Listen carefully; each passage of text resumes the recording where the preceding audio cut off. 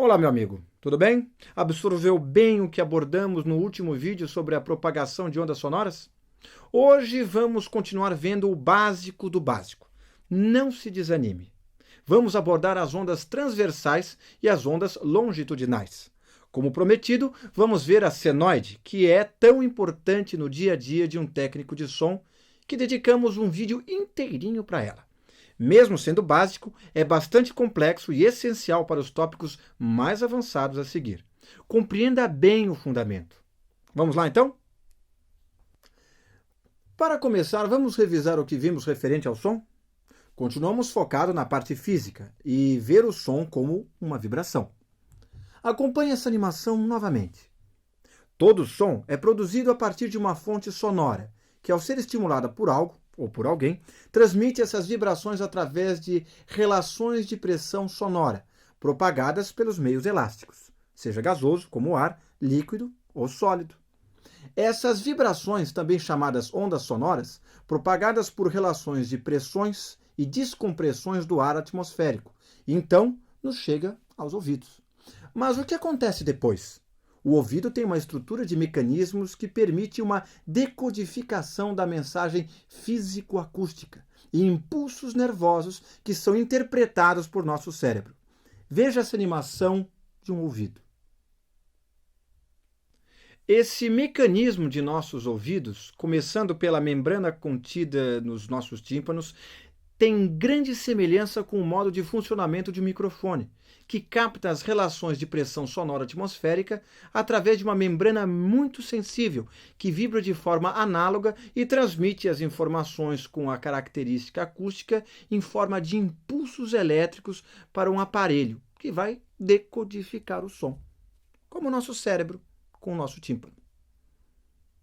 Somente quando o som foi transformado em impulsos elétricos, saímos do mundo da física e entramos finalmente na parte psicológica, a psicoacústica.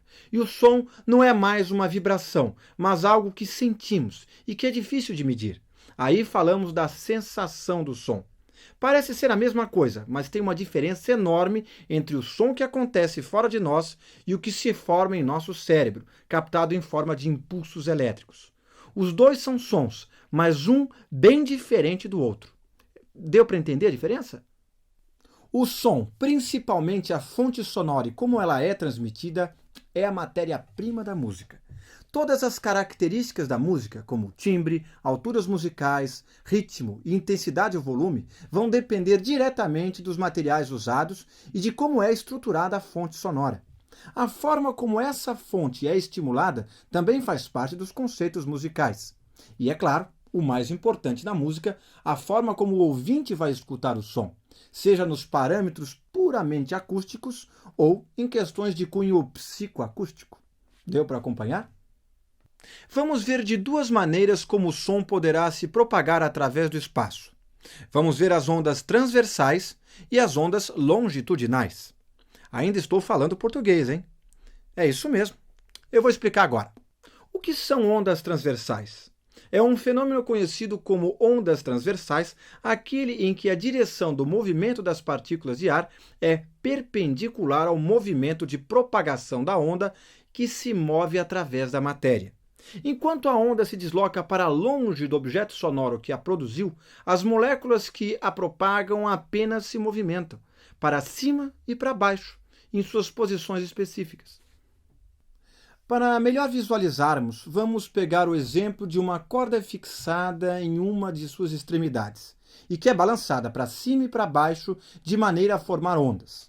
O resultado é que esse impulso de cima para baixo vai gerar um movimento de onda de sentido horizontal, perpendicular ao movimento de vai e vem, para cima e para baixo da onda.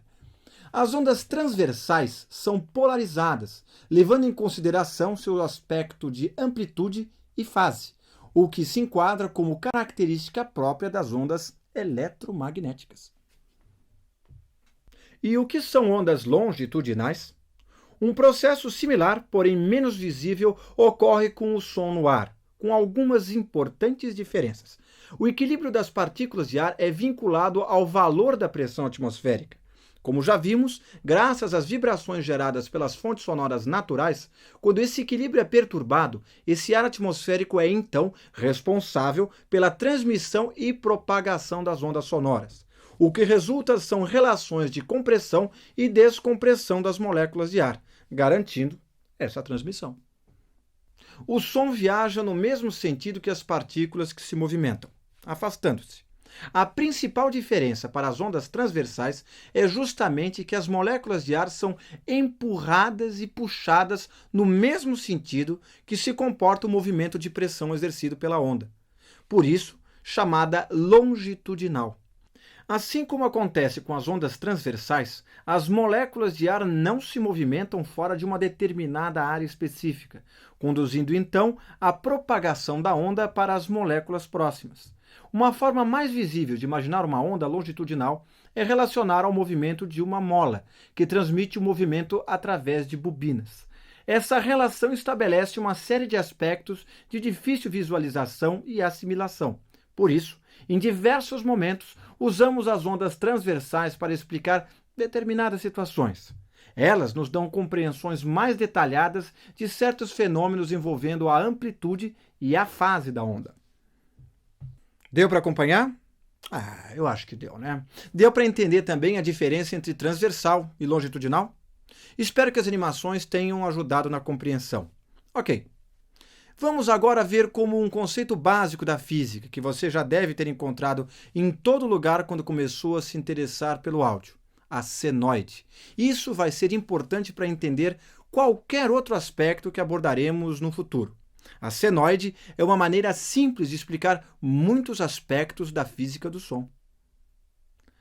As senoides podem ser classificadas como ondas em estado puro e isolado, ou seja, correspondente a uma única frequência em estado fundamental. Ela pode ser gerada por um movimento harmônico simples. Esse fenômeno não é encontrado na natureza, embora certos objetos e instrumentos, como o diapasão, que usamos para afinar instrumentos, e a flauta, possam chegar relativamente próximos de uma senoide. O que acontece na natureza é que nenhum som musical, ou seja, nenhuma nota musical, é composta apenas de sua frequência fundamental. Uma série de frequências sobrepostas a essa frequência fundamental constituem o som de uma única nota. Em outras palavras, uma relação de inúmeras senoides diferentes, tendo como uma frequência central uma senoide específica, é que produzirá o som de uma nota musical. Essa terá uma frequência senoide ou um harmônico fundamental, e diversas outras frequências diferentes, fisicamente estabelecidas, soando em conjunto, formando os harmônicos constituintes dessa determinada nota. Veremos mais à frente que essas inúmeras senoides também são chamadas de harmônicos, que constituem a identidade dos instrumentos, o timbre. O que constitui o timbre de um instrumento é justamente as configurações específicas na composição dos harmônicos produzidos por determinado instrumento. Hoje, com o auxílio de computadores e outros equipamentos, conseguimos produzir uma senoide em estado puro e fundamental através de meios de sintetização sonoro-digital, como, por exemplo, nos afinadores digitais que emitem a nota Lá de 440 Hz. Quando escutamos uma senoide com atenção, reparamos que o som soa um tanto quanto artificial. Quando escutamos a mesma nota com algum instrumento, percebemos a presença dos harmônicos, mesmo que de uma maneira inconsciente. A senoide, no entanto, para fins didáticos de pesquisa científica e entendimento do fenômeno sonoro, é de muita importância. Através dela, podemos simplificar os aspectos difíceis dos sons complexos e compreender de forma mais eficaz como uma onda musical interage com o meio e conosco, claro. Em resumo, ondas sonoras de ondas musicais produzidas naturalmente criam uma onda complexa, com uma relação de senoides e seus harmônicos estabelecidos. Fazem isso a partir de uma senoide principal, que é um harmônico fundamental. O som gerado, por sua vez, se propaga do material em que foi produzido para o ar, graças às relações de pressões e descompressões atmosféricas. Esse mecanismo, como um todo, é muito mais complexo de ser analisado, visualizado e compreendido. Por isso, usamos a senoide isolada como objeto de estudo do fenômeno sonoro. Ok, acho que por hoje já é mais do que suficiente. Novamente é importante você não ter dúvidas nessa parte simples do som. Procure rever novamente o vídeo, até que você entenda realmente tudo. 100%. Lembre-se, só você vai saber quanto estudou o suficiente. De qualquer forma, tudo que abordamos aqui vai cair na nossa prova. Está avisado. Estude, estude e estude. E até o próximo vídeo, que você vai estudar também. Musical naquela época. Vamos voltar à Por pergunta isso inicial. foi até chamado O de que é quinto som? Beatle. Tudo bem?